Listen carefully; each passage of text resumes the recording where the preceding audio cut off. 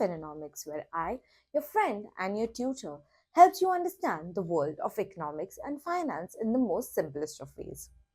Welcome back, everyone. We are continuing with basic concepts of microeconomics, part 2.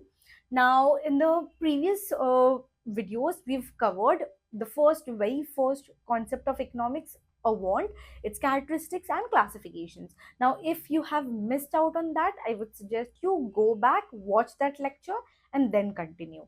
Okay, in this one, we are starting with this second basic concept of microeconomics, that is goods and services. So, what is a good, right? Anything that satisfies human wants and has material existence. Material existence meaning you can touch it, you can feel it, you can taste it, you can, basically see it. It's right in front of you. That material or that something will be called as a goods. For example, vegetables used for cooking. You can see them, you can touch them, you can taste them, right? Now, next comes services. So, anything that satisfies human wants but does not have a material existence. You cannot feel it, you cannot touch it, right? For example, legal, medical, teaching services, etc. Right? So, I hope you've understood what goods is and what services is. Next up, it is utility. Utility in simple terms means usefulness. In economic terms, it is capacity of a commodity to satisfy human want. So basically, usefulness of a commodity to satisfy human want, or want satisfying power of a commodity. Usefulness of a commodity, right? The fourth concept is of value. So there are two approaches to value. The first one is value in use, and the next one is value in exchange. Value in use means the worth or the usefulness of a commodity. Here, let's talk about sunshine. It is a free good. We do not have to pay for it. There is no money required to get sunshine. So no one has to pay. It has immense worth, right? A lot is dependent upon sunshine. So it is high value in use. Okay. Next is value in exchange. So a worth of a commodity expressed in terms of another commodity. Example, gold and consumer goods. So when we go to buy gold, what do we provide against it? We provide money. So a commodity, that is gold over here, expressed in terms of another commodity, money. Correct? So here the value is expressed in terms of money. It is an economic good.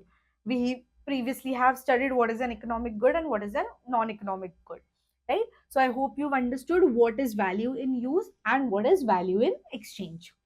The next concept is water diamond paradox of values.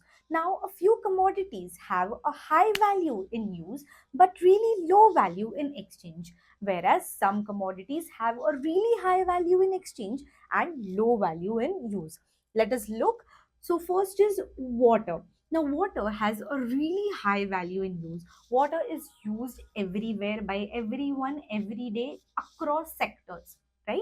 So, the uh, water is high value in use and less value in exchange, whereas diamonds, right, except for let's say jewelry making, commodities and few other measurable sectors, diamond is not used everywhere, right? Because expensive, correct? So diamond has high value in exchange but low value in use. Now the next commodities I want you guys to figure out and put it in the comment section. Do these commodities, air, bitcoin, public transportation, have a high value in use or a value in exchange? The fifth concept is of wealth. So anything which has a market value and can be exchanged for money will be called as wealth. Now, to be considered as wealth, a commodity needs to classify some characteristics. These are: first one, the commodity needs to have a utility. That is it needs to be useful in nature.